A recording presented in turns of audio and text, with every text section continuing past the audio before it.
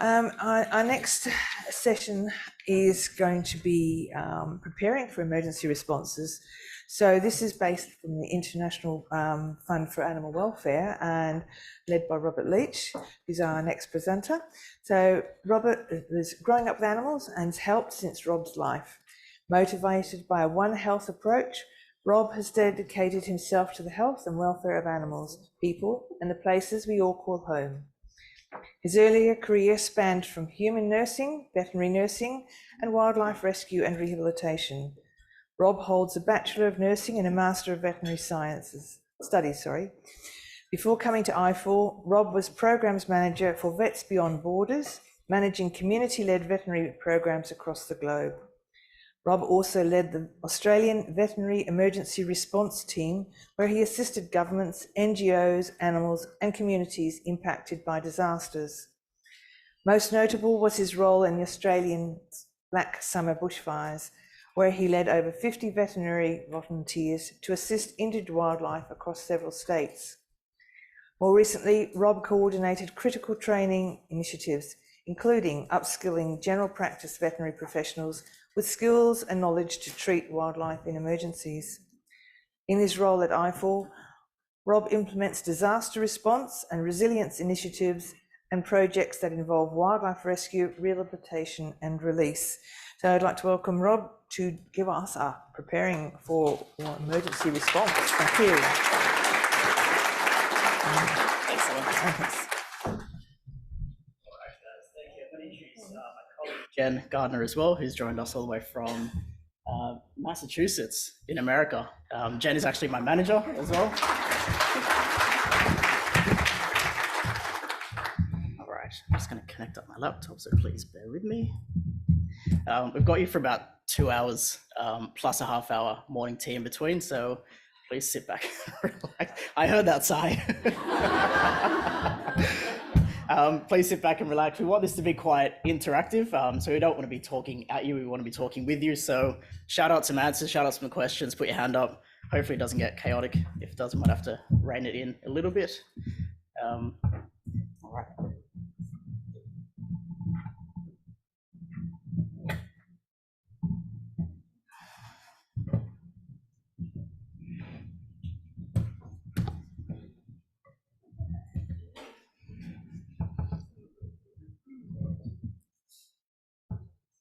All right, so thanks Helen for that lovely introduction. I appreciate that. I might very quickly introduce Jen, Disaster Response and Resilience Manager at IFAW, the International Fund for Animal Welfare. We're not going to bore you with telling you about who IFAW is. We're going to jump straight into the workshop that we have for you today. Myself, I'm the Animal Rescue Program Officer here for the Oceanic region, so covering Australia, New Zealand, Pacific Islands as well. And as Helen mentioned, covering a lot of disaster response and risk reduction activities. So before we start, for those in person here today, you do have your evacuation planning template, and so that is in your little show bag that was given out, so we'd love for you to get that out, please. On the final page, you'll see some QR codes. If you can scan that QR code, we'd love to hear just 5 brief answers from you. It's yes or no, anonymous. You can scan the QR code here.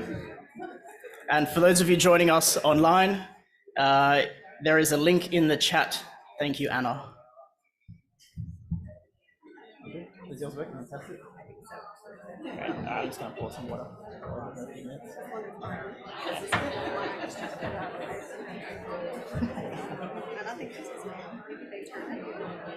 Might turn it on, yeah. They might turn it on, yeah. When you start talking.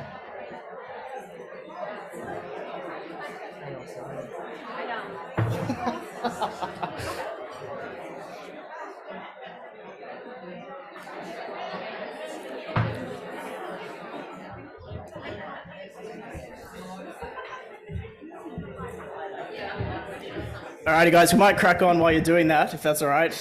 So brief, just sort of lay of the land.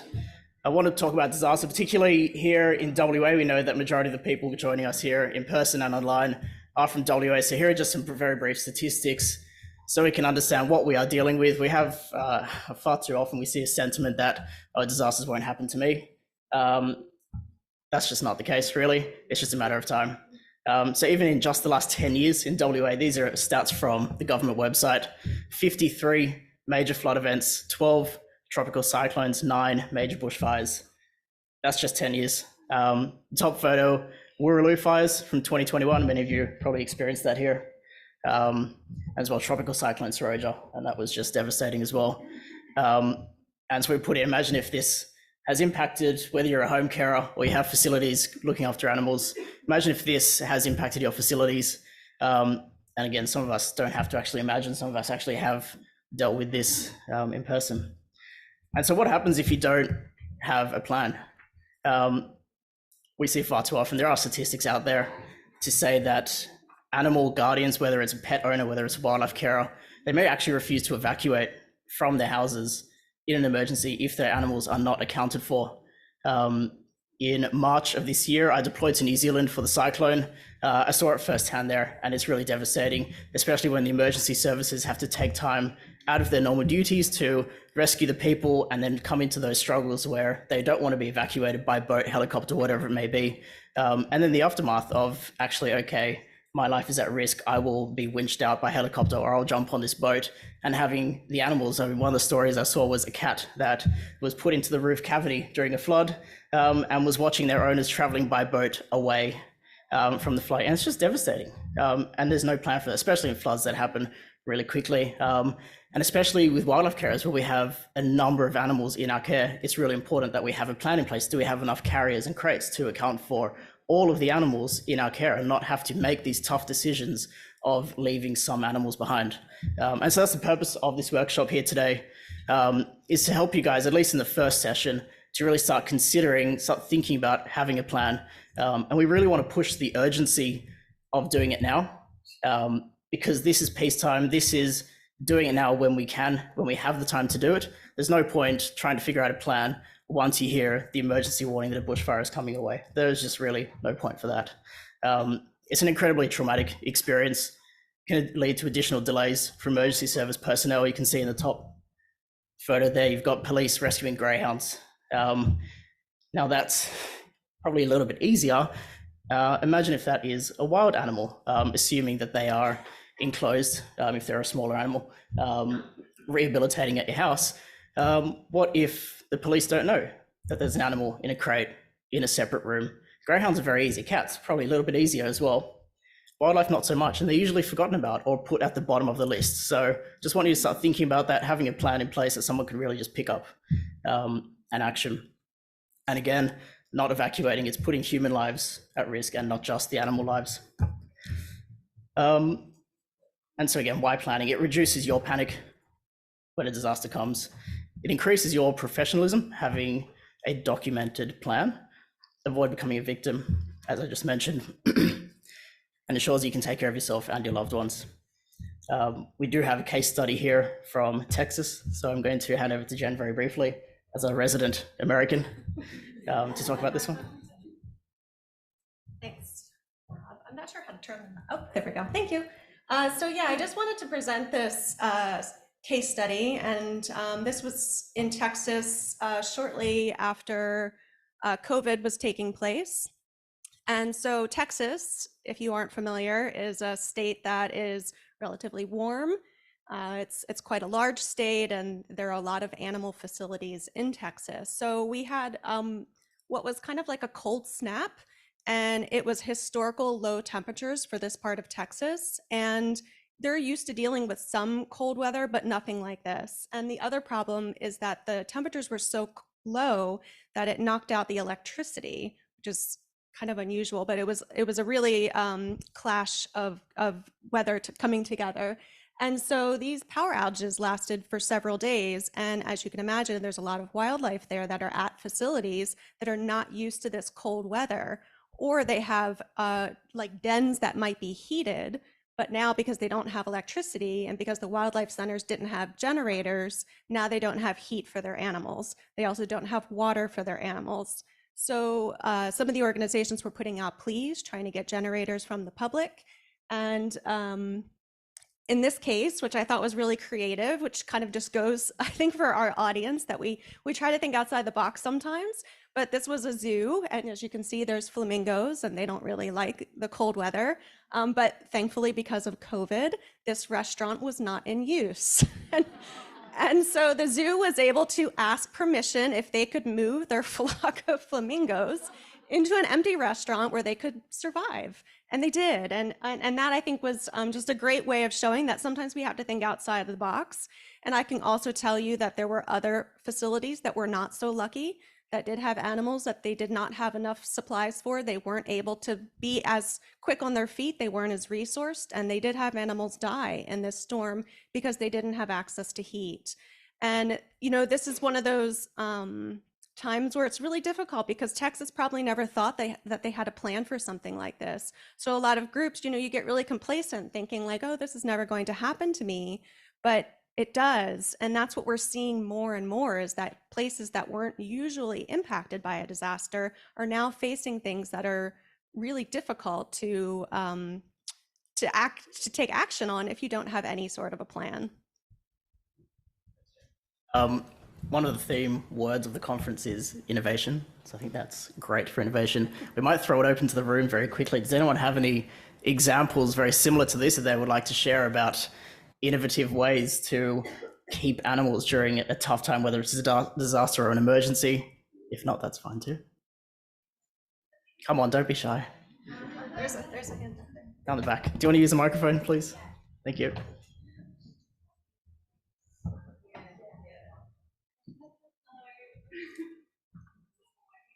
I think it's about to. There you go. Try it. No.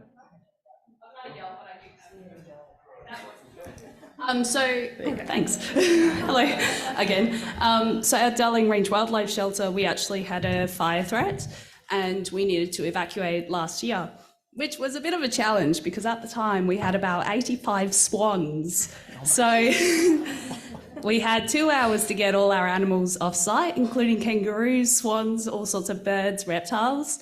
And we ended up thankfully getting help from other centres. But we got four-wheel drives of volunteers, backed into the shelter, opened it up, and we just went volunteers catching swans, putting them in the back of people's cars. And we actually had to set up external volunteers' properties to take some of these birds as well. So of course the volunteers who had pools, they were the first ones we had to set up for all of these birds. And of course, you know, they didn't realize at the time how much poo swans create. So yeah, they weren't very happy after the situation, but we did manage to get them all out safely, and yeah, it was really good.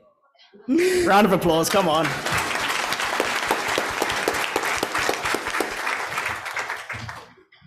That's great, thanks for sharing that. So again, we want you to start thinking about preparing for exactly that, situations like that, and have a plan well in advance, not 2 hours before, not 15 minutes before. Have a plan now while you can, while you have the time. And it's not just for disaster events, catastrophic disaster events that we are going to be highlighting a fair bit, but it can be used for other emergencies. So one example, animal escapes. I used to work in Malawi in Africa as a wildlife rehabber at facilities there. We had lots of plans because we had lots of delightfully dangerous animals. And so one day when I was caring for an infant baboon, we were trying to do integrations with a foster mother baboon. That foster mother actually escaped. And so adult baboons have canine teeth larger than a lion. You do not want to be anywhere near that, especially when you have a child that it wants. So yeah, we had to activate our emergency plan. So stuff like this, animal escapes, disease outbreaks, illness, injury. I'll touch wood if anyone gets into a car accident on the way from the conference here today. What happens to the animals in your care? Do you have a plan that someone can step in and say, right, I know what to do. I know where the crates are. I know where the medications are, and I can very easily take over or transport these animals to another carer. But if you don't have any of that written down, it's going to be very difficult for someone to come in and take over. Urgent travel, if a family member urgently gets sick interstate and you need to jet off, what do you do? Conferences, we've seen some joeys that are here today at the back of the room. That's great. But what happens for the other animals that are at home today? So just having written plans just in case. So it's not just for disasters, for emergencies in general. We also had Howard yesterday talking about respect for animals, and I think that ties in very nicely with ethical obligations. If there is a disaster, we believe it's an ethical obligation that you have a plan for that animal in a disaster, in an emergency. You are caring for this animal, it is in your care, and you need to have the obligation to have a plan for that animal.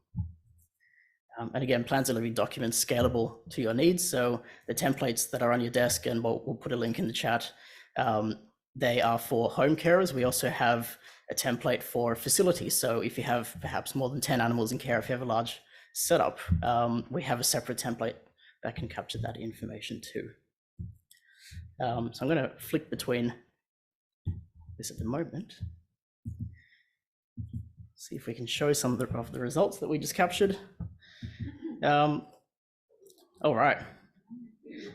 Have you developed a written evacuation plan? 56% say yes, 56 say no, 44 say yes. It's actually a pretty good number. Quite happy with that. Do you have sufficient emergency supplies? 65% say yes. And that's to sustain both the animals and the people. Some of you may have families, so that's wonderful. And if you look at the top right, that's out of 109 people have answered that. So that's a pretty good number. I'm happy with that. Have you established connections, partnerships, or agreements with nearby facilities? 57% say yes. That is fantastic. Love to see it. Have you participated in any training or workshops? 60% yes, 40% no. Well, after today, hopefully all of you can tick yes. How confident? Oh, this is going to be strange. Most of you say a 5 out of 10, confident to face the next one. So hopefully after today, those numbers will continue. And if not, please get in contact and we're happy to continue these conversations. Anyone say 10? 10. 4% of you said 10 out of 10 confident. Okay. I'm impressed by that. Yeah, lucky them. Okay.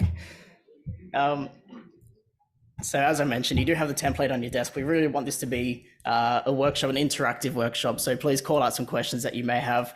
We want you leaving here today with probably a quarter or a half filled template. We printed it on high glossy recycled paper. So hopefully you're not just going to chuck it out as you leave here today. We want you to go home, complete it, maybe put it online somewhere if you can, so that it is a living as animals come and go in your care, something that can be very easily changed. But we want you to fill it in as we're going today. And this is just going to be for the first session. So I'm going to hand over to Jen, who's going to run through it. If you're online, Anna has put the link in the chat. Thank you. And we'll get cracking. All right, thank you, Rob. So as Rob mentioned, we have the paper version of the care plan that was put into your conference bag yesterday. And I recognize that maybe, 56% of you already have a plan, which is great. And I'm wondering if most of those might be from facilities.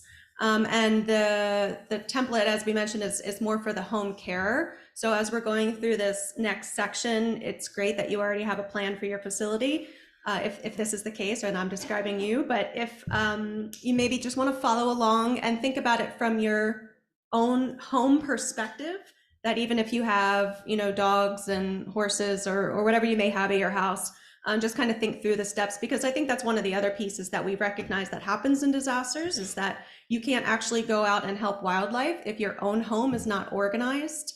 So we want to make sure that you are taking care of yourself and your family before you're going out to help wildlife. Now, not everybody does that, but that's best practice is how we're going to approach that today. So the first step in this is thinking about who's going to help you in the event of a disaster. And so this first slide is really kind of geared a bit more towards the facilities. And we do believe that every wildlife facility should have a coordinator or somebody designated to kind of be that disaster person who's always kind of looking out for disasters, thinking about the beginning of disaster seasons, getting that plan out and updating it each year, and also doing some of that outreach with emergency services to go through the plan to make sure that they know what your plan is. But really making the disaster component or emergency component a part of your facility. That should be somebody's job, is to oversee that. And so, okay, and this is the first one, super simple. You're going to start off your plan by just listing who you are and if you're associated with a shelter. And so for this example today, my good friend John Smith here is from Geraldton. Needs to get in character. Oh. Okay, all right, John Smith. Okay, so John Smith is here, and we're going to use him as a little bit of an example for our session today, and just kind of going through what John would be putting into his plan. But I do welcome you all to take it out, write your own stuff down. Do not write down John Smith's information. But anyways, this part's pretty self-explanatory, so I think we can keep moving, John. And Geraldton Wildlife Rescue is not real. We've just picked Geraldton. That will be a theme for throughout the first two sections. It is? It's real. All right. Okay, I just am going to say, as the non-Australian, I took what he said to be the truth. Well, John Smith has recently joined Geraldton Wildlife Rescue. Okay. All right, so what we're going to start looking at first is those key stakeholders who will be potentially assisting you, like I just mentioned. I want you to think about your emergency services, like the fire services. Also, if you have a zoo nearby or a larger facility, what are your nearby veterinarians, and probably noting which one of those veterinarians you've established that really great relationship with, that, like we learned yesterday, that would be willing to help you out in the time of a disaster, that can provide advice. And so for that next section, John here is going to list out his close by emergency services. And anything else there, John, for Geraldton Animal Rescue? Well, this is actually real. A lot of this information, apologies to Geraldton Wildlife Rescue if you're here today or online. So as Geraldton Wildlife Rescue, we have the Fire and Rescue Service to list in Geraldton, WA Police, the regional hospital, so the human hospital in case any of your loved ones, yourself, gets injured during an evacuation, the council office, one of the veterinary clinics, I know there are 3, and we'll touch on that very shortly, and Greenup Wildlife Park, and we will actually touch on that a bit shortly after this as well. All right. So the next part is probably the most important to all of us in here, and that is, if disaster happens or emergency strikes, where could you take your animals to? And hopefully you already know somebody else that practices with the same species that you practice with. And this is an opportunity to really think through, okay, yeah, I already know the woman who lives, 15 minutes away, but what if she's also affected by the same disaster? Do I have an alternative site that I can take my animals to? And if you have multiple species that you care for, that may mean you need to find multiple people who would be willing to take your animals in a disaster, and not just willing, but have that capacity to do so. So if somebody is already overwhelmed, you don't want to bring them another 10 animals on top of that. So you want to have backups to your backups to your backups. And that is really because we don't know what the scale of the disaster is going to be, exactly where it's going to affect. But we want you to really think through, are there some facilities that you could work a plan out with? Are there other fellow carers that you could collaborate with and have a little bit of an MOU that I help out John, when he's in a situation, and he helps me out when I'm in a situation. And so that's kind of what this is really the most important part of the plan. All right, so John Smith, what kind of animals do you have in your facility, and who do you think you could take some of these animals to in a disaster? So we have Michael, Judy, and Sarah. Two medium closures for Michael. He's also a wildlife carer. We've got Judy, who has a humidity crib and actually a large aviary as well. And Sarah does a lot of the post-release, the soft release. And she's got one large outdoor soft release enclosure for us. Michael is my neighbor. Judy lives in town and Sarah just a bit. Actually, in Geraldton is probably outside the driveway, 1 hour. But and I think that's what's really important also to think about is how long it will take you to get to these places, because if they live really far away, you need to make a plan for that. And also, what if the route to get to their house is the area that gets flooded? So you may have to take an alternate route to get to your identified person's location. So not only listing them down, but really thinking through what would that plan look like.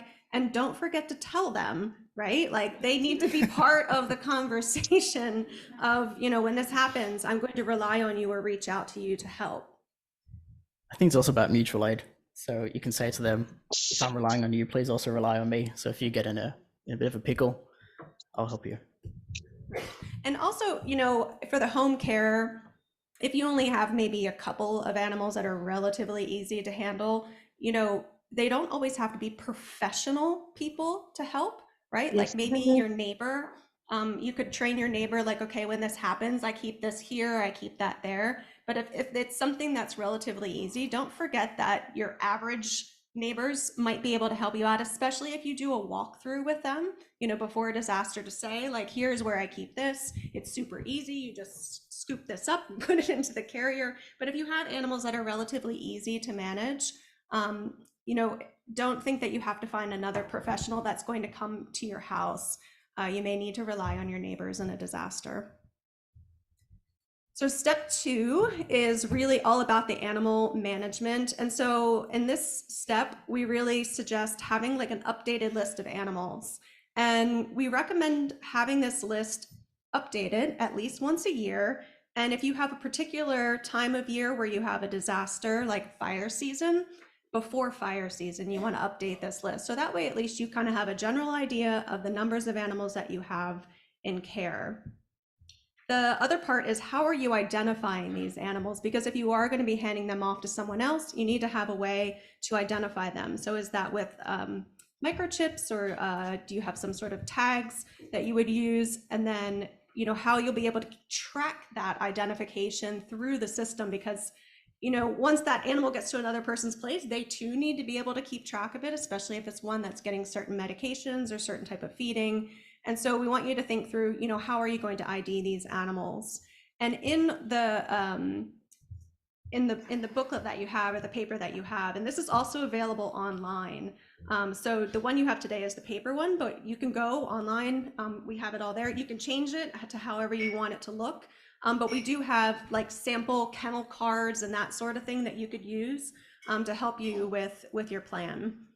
And then the last part of this is to really think through how much time it will take and what it will take to get the animals from your house safely packaged into carriers and to the next destination. So it's not just about thinking this through, oh, it's super easy, but we actually want you to kind of practice what this would feel like. So you start to get more comfortable and you have a better idea of how long it will take you.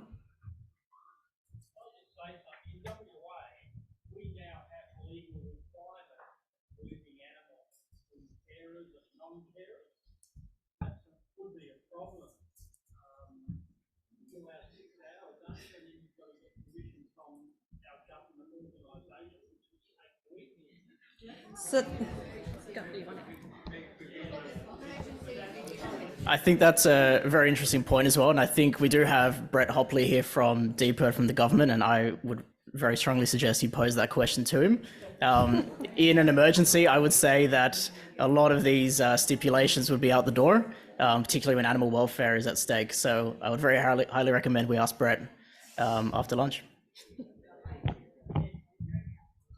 Yeah, that's a great point, that, always thinking through what the legal requirements are. And I think we do touch on that a little bit later on. But you're going to want to make sure that you're following what that is. And we do really encourage you to speak to your local officials and share your plan to make sure that what you're doing is allowed. So the other part of the animal management side is categorization. And this is a way to help you mentally think through how you're going to organize your evacuation. So we're going to just give a little bit of an example here of John Smith and his wombats. And you know, the way that he did you have wombats on the other slide? No, I don't think so. No. Okay, so the way that John is going to think about his wombats is that, you know, he has some that are really easy to handle, and they probably wouldn't be too stressed if they had to leave. But then he has this other group of wombats that are a little bit more wily and would be very stressed if they had to move. So that means that John can then think, okay, so if I see that the fire has reached to a certain point, you know, just to make it easier on myself, I'm going to go ahead and evacuate animals in the first category. And that way I don't have to think about them. They're getting the care that they need, and I can have group number 2 still at my house. And then I will only move group number 2 if the fire reaches a second stage, because you don't want to stress those animals out. So this is just an example of a way to think about how you might organize your animals, especially if you have ones that really get stressed by transport or putting them into a carrier. This could be if your animals are a higher status with like being endangered. And it could be just by the stage that your animal is in, whether they're juveniles or whether they're almost ready for release. But it's really up to you, and it's based on the animals that you have in your care. So it's an opportunity for you to think through, like, okay, well, how would I categorize it? And you may have 6 categories, but you may only have 1 category if you only have a couple animals in care and they're relatively similar. I think to add to that, as you mentioned, it's very personalized. We're going to go through an action plan, step 5 at the end. And that is, again, very personalized to your facilities. So category 1 could be the animals that are really difficult to move. And so you may consider, when there is a bushfire warning, spending some time while you have the time to move those really difficult animals first. And then as the warning starts to say, okay, you know what, the bushfire is actually heading this way, then you pick up the easy ones. So it's very much in your camp of what you would like to do with those categories. This is just one example. Okay, so now we're just going to take a look at a couple examples and kind of think through, if these were animals in your care, you know, how long would it take you to pack this animal? And, you know, are there any sort of considerations for this animal that might make you really consider at what phase would you want to move this animal? So let's take a look at this little guy right here, this little turtle. Anybody have any ideas about how long it might take to pack this guy up? Pretty quickly, 5 seconds. Okay. Yeah, right. This is pretty easy. It's not a trick question, guys. Yeah. No. And oh, wait, go back for a second. Oh. And are there any considerations, I mean, that you would think of, like, okay, do I need to think about anything if I'm going to evacuate this animal? He needs a water source, a power source, food. Yeah, I mean, if an animal needs a light or something like that, you know, he's going to need to go somewhere that has a generator or still has electricity. So that's really important to think about who that, you know, other carer might be where the animal goes. Okay. Our favorite. I've been hearing a lot of talk about these guys this week. So what do we think about these two? 5 minutes? 10? Do I see 15, 20? Okay. Keep going. Okay, 25. Well, can they fly? That's a good question. So, I mean, one of the things is that this does look like kind of a enclosed space. So maybe that would make it a little bit easier. But yeah, these are things you're going to want to think about it. Yep. If they think like that that's going to be a problem, it's actually whether anything poking out, any just like smack that big, like break that big. So I think, yeah. So that is certainly something you want to think about as a consideration, right? Repeat that for the guys at home. Oh yeah, for everyone at home who may not have heard, Oh, it was said that these animals like to injure themselves because they kind of panic a bit when you try to approach them and capture them. So they, might injure themselves on something that is within the enclosure. So that could be another challenge, or that might take more time then to pack them up. But I think it also goes to the consideration for how you might categorize these ones, that if they really get stressed, maybe these are ones that you wait till the end to pack up, or maybe they're closer to release, but just something to kind of think about. Whoever said 5 minutes, I want them on my team. Yeah. Yeah. All right, so this little one, very quick.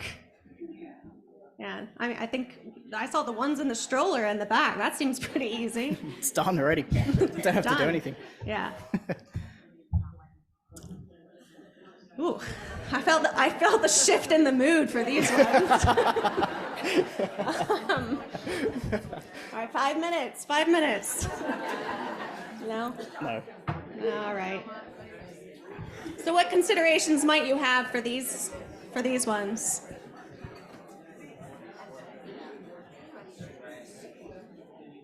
Yeah, we heard stress over there. Yeah. I would say, considering they look like they're in an outdoor paddock, maybe even consider just cutting the wires. Let them go. Absolutely. The cost of medications to dart them, trying to transport them, probably easier to just cut the wires. Cut your neighbor's wires as well. They won't mind.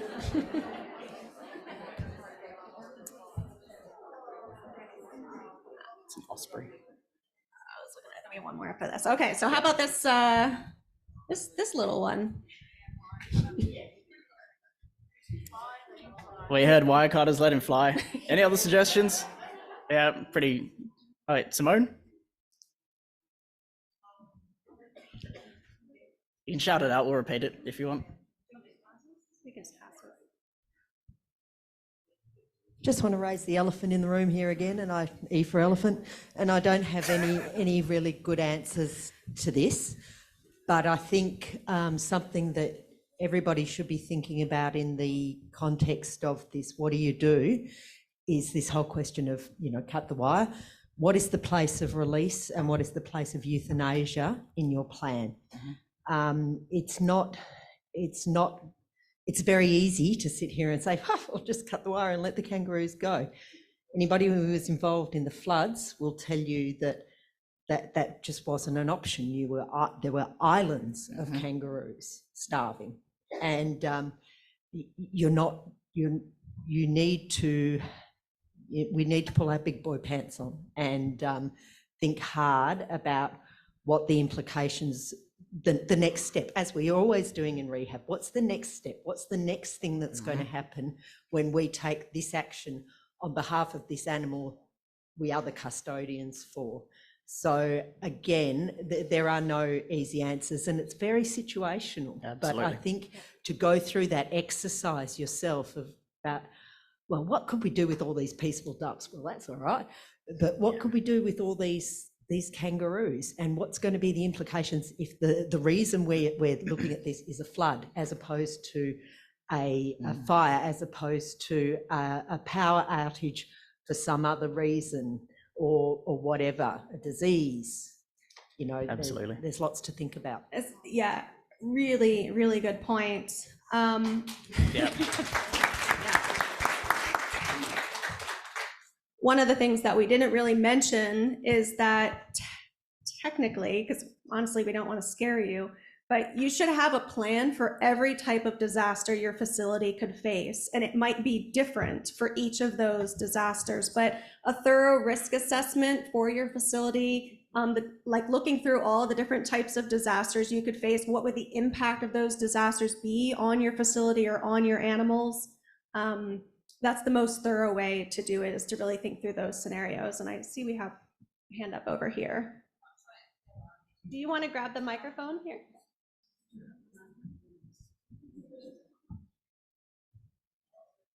So I'm just going to say, as someone who has been involved in multiple fires and fire threats, as well as now moving to an area where there's potential for flooding, expect the unexpected. I've got some really good resources that I thought every time a fire was, on the boundary or wasn't going to impact, and then it's done its own thing.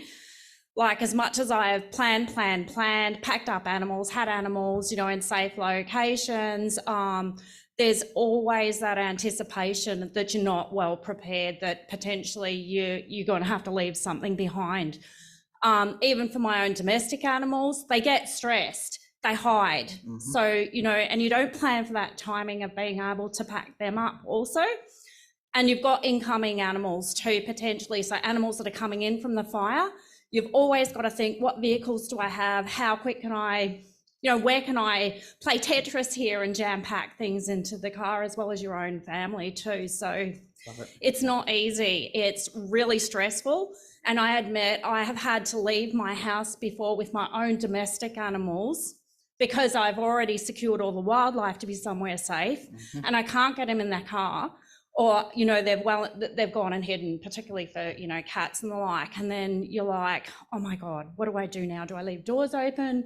And thankfully, we haven't been impacted by fire, but, within 800 meters. But that's one thing that I could not face living with, is if, you've lost animals as a result of you trying to prepare and probably haven't prepared as well. I think it's something that, and you're under stress too. So, the sky just goes black, and then you're like, wow, how much time do I have? You've got to get yourself out there and your immediate family, but it's, you just cannot prepare enough and expect the unexpected, I think.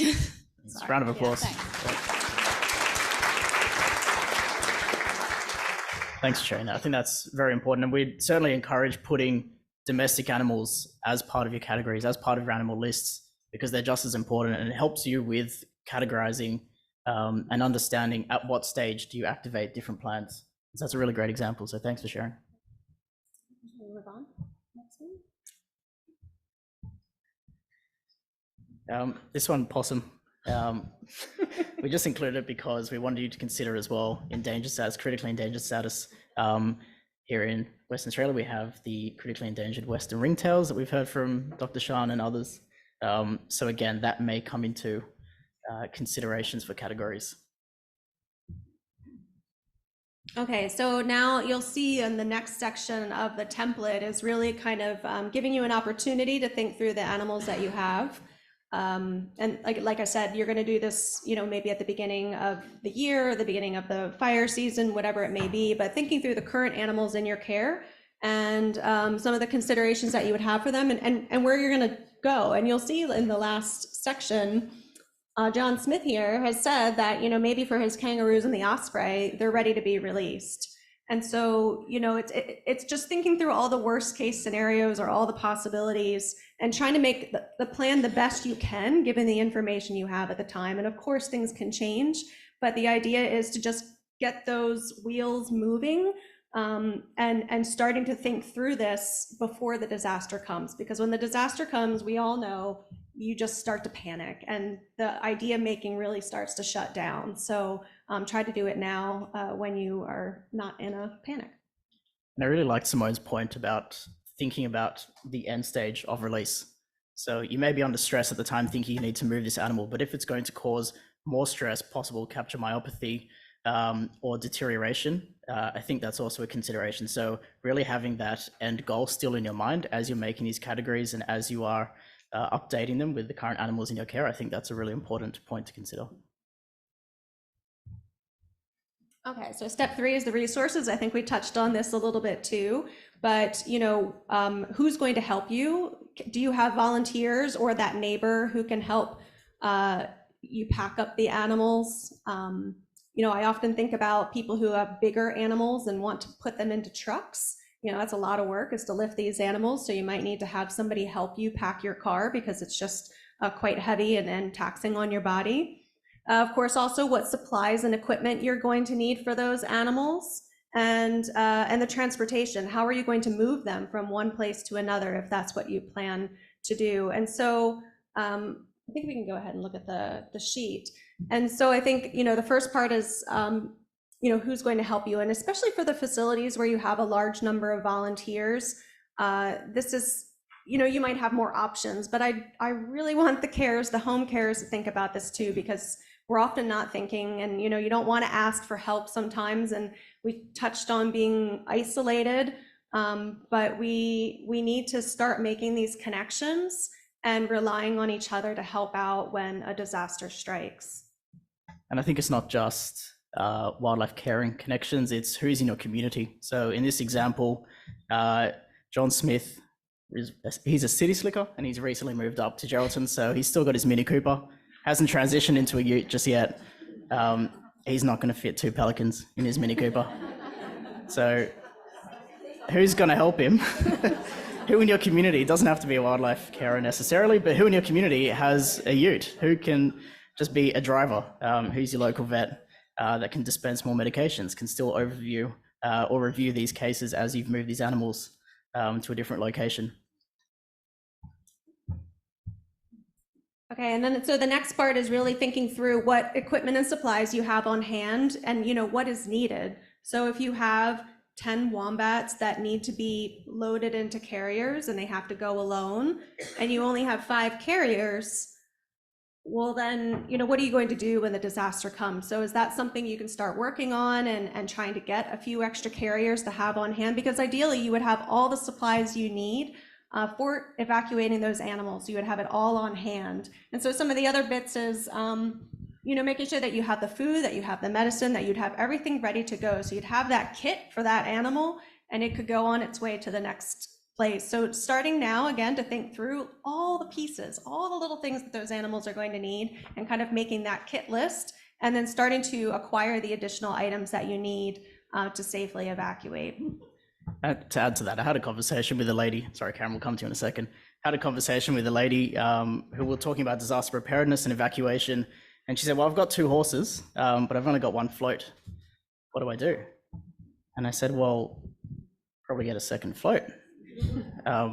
That is part of responsible ownership of an animal. It comes back to Howard's point of respect and an ethical obligation to have a plan, have supplies and resources available for all of the animals in your care. If you have 12 horses, 12 floats, maybe not, maybe ask some friends to help you.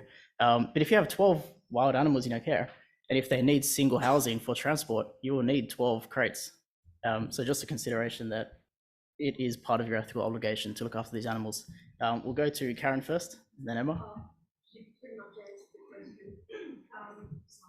One with the fire, with the early intervention is so important. This was the wild animals, and the police will block the roads off miles away from where the fire is.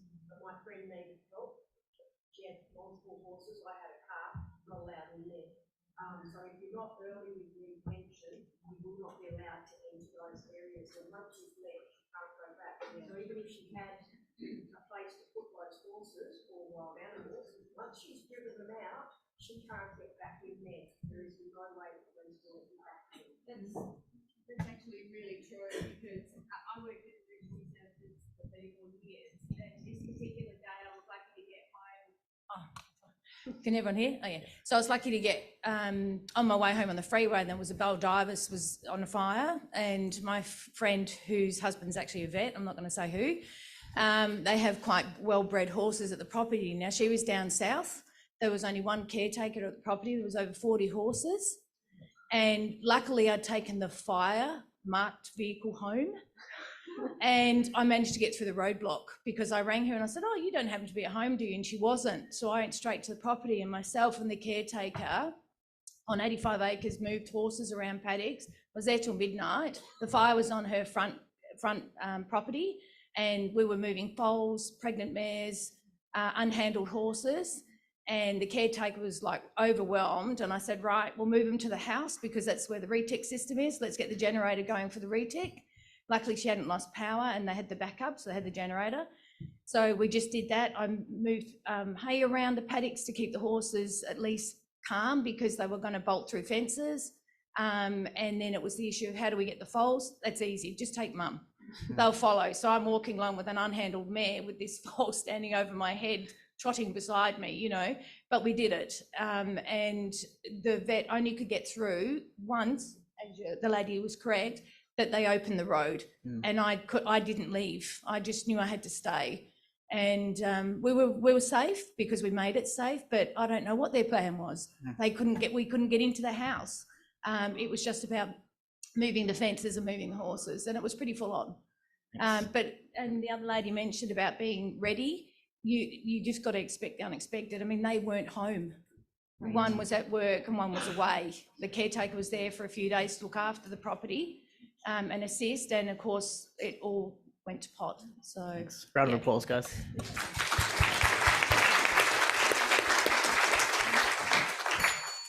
And I think just quickly to add to that, we're going to be touching on community resourcing and planning after the break. But I think it is really important we quite push for this to make connections with your local authorities. Sometimes they may let you through fire breaks supervised. If not, they may go with the team themselves if it's safe. And if you have a plan in place, they can get to your home, know exactly where your animals are. So plan ahead of time, make those connections where you can. Okay, so the next section is a little bit less, it's less involved, I suppose, so we can hopefully get through these quickly because I know we're running a little on time here. So this next section is kind of just thinking through some of the forms and checklists that can help keep you organized when you are evacuating. So the first one that we're going to look at is the evacuation map. And, you know, this is like we're saying that when a disaster happens, the certain road could be blocked. So actually taking out a map and kind of looking through, if you know that there are certain roads that are at risk, or this always seems to be closed whenever there's this type of disaster, you know, go ahead and start marking those.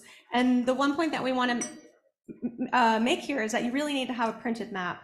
You can print this, you know, from Google, you can go to the gas station and get one, but, you know, having a printed map is really important because sometimes in disasters you lose cell signal. And so you won't be able to use your Google Maps or your Waze, or I don't know what is used here, the same, okay. But you don't want to rely on that during a disaster. And also if you have somebody helping you, so let's say you have a mutual aid agreement with somebody who kind of lives in another town over, they may not know all those ins and outs. So actually having them have a paper map as well will ensure that they can get out of the area. And then, sorry, I just want to add to that, especially if you're part of a larger group, maybe Geraldton Wildlife Rescue has 50 members, Wires, large members. If comms goes down, which we saw happen quite frequently, especially in the 2021 flooding on the eastern coast, comms was the first thing that came down, and it ruined all of the best plans in place. And so if you're at the top of an organization and you're looking after your members, you need to know if your members have made it out safely, and you're not going to know if you don't have comms. So having these plans to go up and know what animals are in care, I think is also really important to, if you can, check up on these people, if you can have access, and if someone is not at home, for example, then being able to know where the animals are. I think on the next slide as well, we're going to talk about the site layout and evacuation routes. Being able to have that at hand is really important. yeah, so that's what the site layout, especially if you have a larger facility, marking on there. If you have volunteers or vet nurses and, you know, a variety of people there, if you want to have a meeting point, right? Just like you would in a fire drill, you're going to want to just kind of expand on that, thinking about natural disasters. And so this is a really nice layout of a map, and you know, ideally, if you had a larger place, you would have that of where also sheltering in place, because that's something that's not quite included that we talk about, but it was touched on, that if you cannot evacuate, or you're thinking that you're going to evacuate, but the fire moves too quickly, you know, what's your next plan? So especially if you have a larger facility, you know, you can gather your volunteers to move into that location. And then of course, John Smith here, you know, at his home, he has some animals that he keeps, and this is what it might look like. And this is okay too, if you're, you know, just one person and you have some animals, you might just have to hand draw, you know, what your property looks like, which way you go to get out, where do you keep your carriers or your medicines. It doesn't have to be fancy. It can just be something handwritten.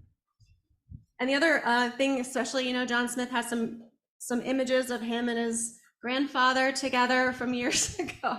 But, you know, if you have other important items that you would like to have removed, you know, make sure you put that on the map. Like, this is where I keep my favorite picture of me and my grandfather. And please, if I'm not home, you know, take that picture too. It means a lot to me. But I think for animal facilities, it might be your record keeping. I'm sure the authorities would like if you did that, or your laptop that has all of the information. And so the next checklist that we made is like a last walkthrough. So if you are evacuating, just having a list of all the things you need to do before you go, because I know, like me, I'm always mentally thinking, okay, I gotta do this, I gotta do that, this, that. But if you have a checklist, it's really helpful to just have it pre-prepared. And you'll see here, we filled it out with some things that might apply to you, but know that on the online form, you can delete all of these and put in your own things of what's important for you to do at your home. And then, of course, the re-entry is the other really important one, another checklist. So before you bring the animals back home, you're going to want to go through the property to make sure that you have everything in place to bring those animals back, to make sure that it's safe, that you have power, that you have water, the enclosures are okay, and that they're safe for the animals. You don't want to have animals waiting in a car while you realize these. So I know that we are ready to take a break. So that has brought us almost to the end of session 1. We are going to do the last step when we get back, and then I'm going to hand it over to Rob now, not John Smith. Thank you. So we have one more QR code for you guys just before you head out to tea. This was a survey that was sent out. It's an anonymous survey. We just want to gather some data of who is here in the audience today, at home as well. There will be a link in the chat. Many of you may have already done it. We've had 110 responses so far, which is excellent. So thank you so much. Yeah, the data is anonymous, just capturing where you are, what sort of wildlife asset you are in your community. And we're going to be displaying that and guiding the discussions after our tea break. Thanks, guys. Oh, hang on, is it coming out? No. Right. Okay, thank you both for